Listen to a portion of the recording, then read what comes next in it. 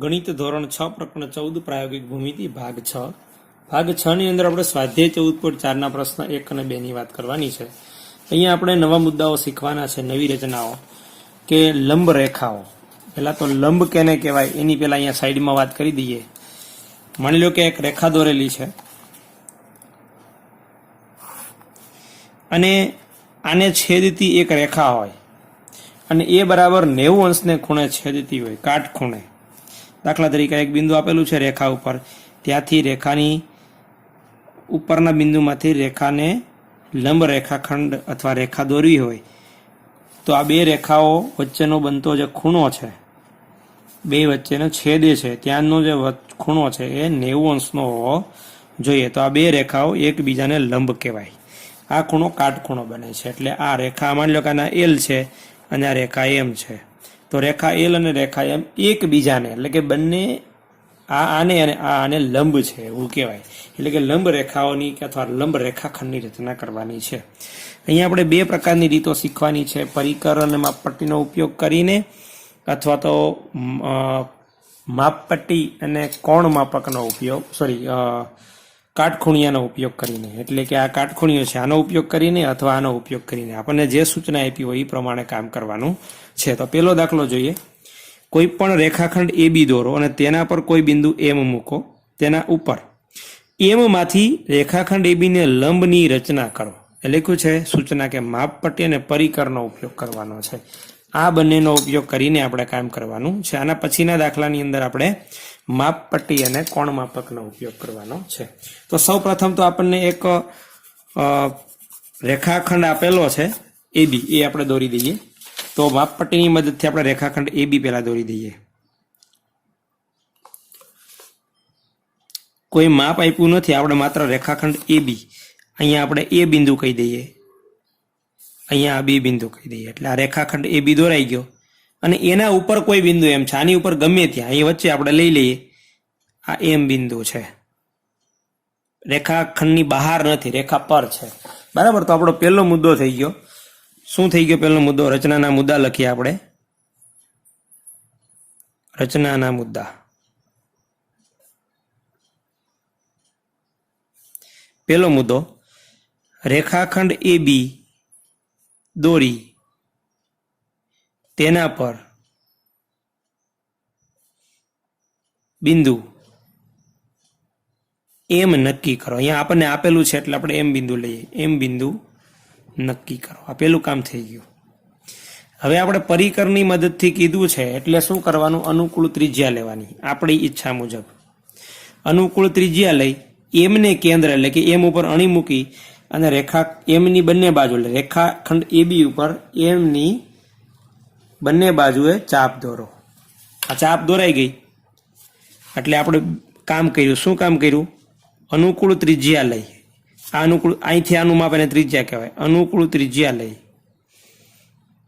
અનુકૂળ ત્રિજ્યા લઈ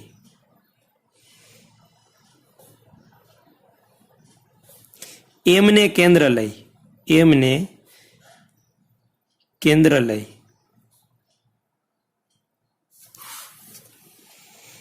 M ની બંને બાજુ, M ની બંને બાજુ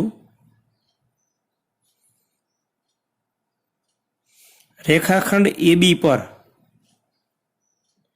ચાપ દોરો।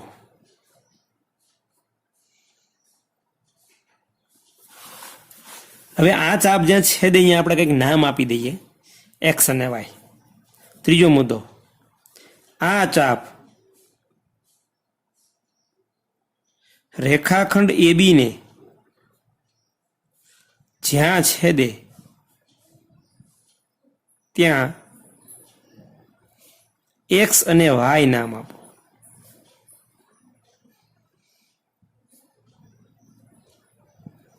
એટલે અહીંયા X નામ આપી દઈએ, આ X બિંદુ છે, અહીંયા Y નામ આપી દઈએ, આ Y બિંદુ છે। હવે આપણે શું કરવાનું છે? XM અથવા MY કરતા વધારે ત્રિજ્યા લેવાની, આનાથી વધારે ત્રિજ્યા લેવાની, થોડુંક મોટું કરવાનું, બરાબર। એટલે કે આ વધારે ત્રિજ્યા થઈ ગયા, નથી મોટું। XM કરતા વધારે ત્રિજ્યા લઈ M ને કેન્દ્ર લઈ X ને કેન્દ્ર લઈ અને ચાપ દોરવાની।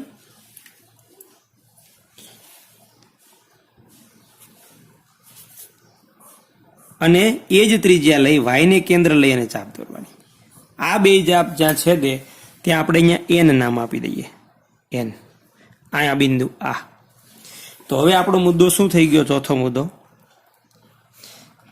એક્સ એમ કરતા, એટલે કે એક્સ એમ થી વધારે, એક્સ થી એમ નું અંતર થી વધારે. રેખાખંડ નથી કર્યો, એક્સ થી એમ સુધીનું અંતર છે. આ રેખાખંડ એક્સ એમ ની લંબાઈ છે. એક્સ એમ થી વધુ ત્રિજ્યા લઈ એક્સ અને વાય ને વારાફરતી કેન્દ્ર લઈ ચાપ દોરો. પાંચમો મુદ્દો, આ બંને ચાપ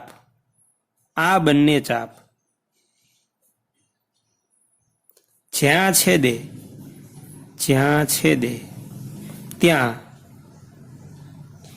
એન નામ આપો.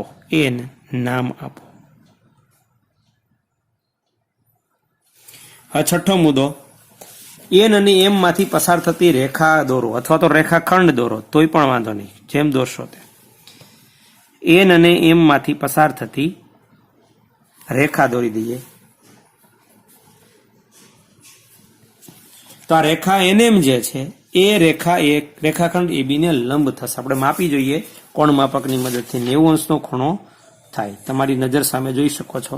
અહીંથી માપો એટલે 90 અંશ થાય, અથવા તો અહીંથી માપો તોય 90 થાય, અથવા નીચે માપો, ચારેય ખૂણા કાટખૂણા થાય છે. તો હવેનો મુદ્દો થયો કે એન અને એમ માંથી પસાર થતી રેખા એન એમ દોરો. સાતમો મુદ્દો, આમ રેખા એન એમ એ રેખાખંડ એબી ને લંબ થશે. લંબ માટેનો સંકેત છે ઊંધો ટી. આનું આ વિધાન અહીંયા આમ લખી શકાય, રેખા એન એમ લંબ એટલે ઊંધો ટી. આ નિશાની છે લંબની, લંબ હોવાની. લંબ હોવો એટલે કે કાટખૂણે છેદવું. અને આ જે વિધાન ઉપરનું લખ્યું છે એના સંકેતમાં આમ લખાય, રેખા એન એમ લંબ રેખાખંડ એબી. તો આવી રીતે આપણે રચના કરવાની છે ને એમના મુદ્દાઓ લખવાના છે. જોઈએ હવે દાખલો આપણો બીજો દાખલો છે. એની અંદર આપણે કાટખૂણે દાખલો બીજો છે કે કોઈ પણ રેખાખંડ પીક્યુ દોરો અને તેના પર ન હોય, એટલે કે રેખાખંડ ઉપર ન હોય તેવું બિંદુ આર લ્યો, અને આર માંથી પસાર થતી રેખાખંડ પીક્યુ ને લંબ રેખા રચો.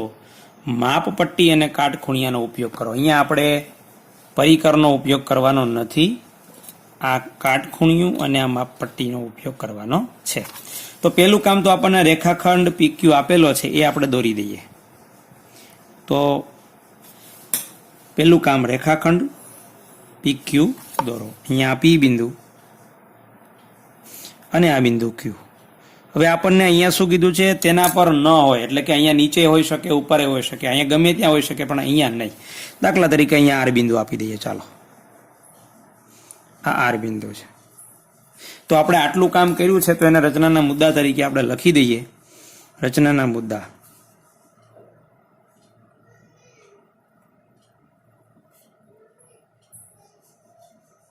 પહેલો મુદ્દો, રેખાખંડ પીક્યુ અને તેના પર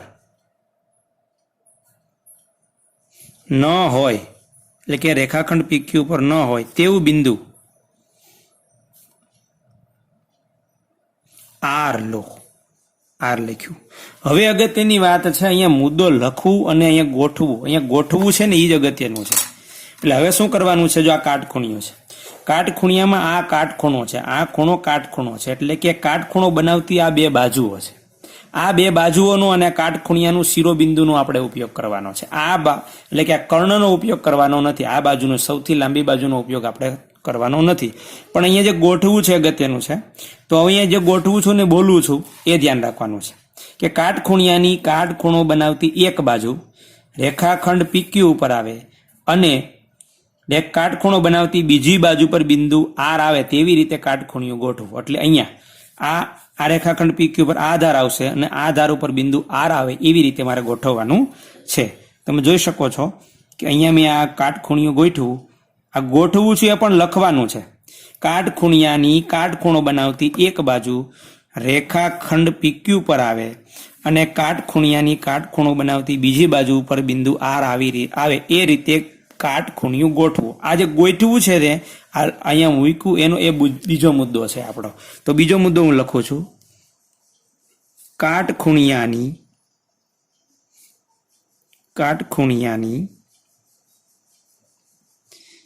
કાટખૂણો બનાવતી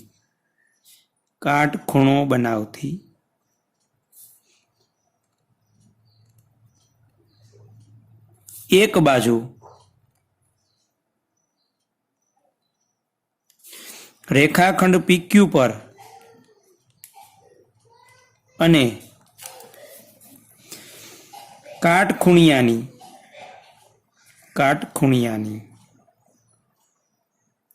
કાટખૂણો બનાવતી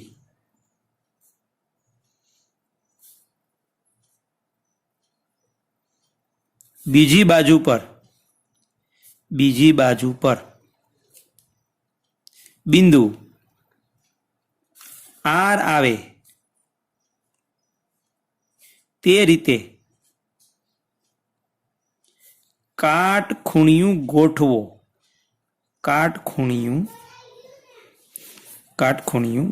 આ જે ગોઠવું ને એનો આવડો મોટો મુદ્દો થયો છે. હવે ત્રીજો મુદ્દો, આ ગોઠવાઈ ગયું એનો બીજો મુદ્દો. હવે કાટખૂણિયાનું કાટખૂણો બનાવતો શિરોબિંદુ આગળ બિંદુ અહીંયા આ નક્કી કરી દેવાનું જે રેખાખંડ PQ ઉપર આવતું હોય. ત્યાં આપણે કોઈ નામ આપી દઈએ. R આપ્યું છે તો એ P નામ આપી દઈએ. ત્રીજો મુદ્દો, કાટખૂણિયાનું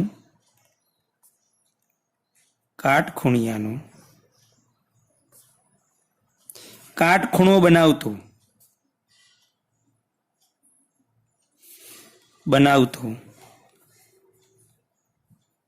શિરોબિંદુ આગળ બિંદુ P નક્કી કરો. ખાસ ધ્યાન રાખવાનું છે કે P બિંદુ પાછો રેખાખંડ PQ ઉપર, કારણ કે આપણે ધાર જ એવી રીતે ગોઠવી છે એટલે કાટખૂણિયાનું કાટખૂણો બનાવતું શિરોબિંદુ છે એ હંમેશા રેખાખંડ PQ ઉપર આવશે. એટલે અહીંયા આપણે આ રેખાખંડ PQ ઉપર કાટખૂણો જે બને છે ત્યાં બિંદુ P નક્કી કરવાનું છે.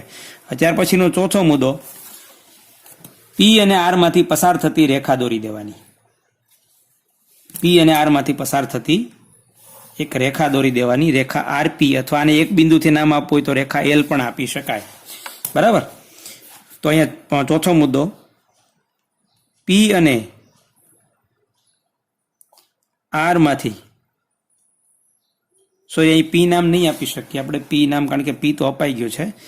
R પછી P અપાઈ ગયું છે, Q, S નામ આપી દઈએ, S.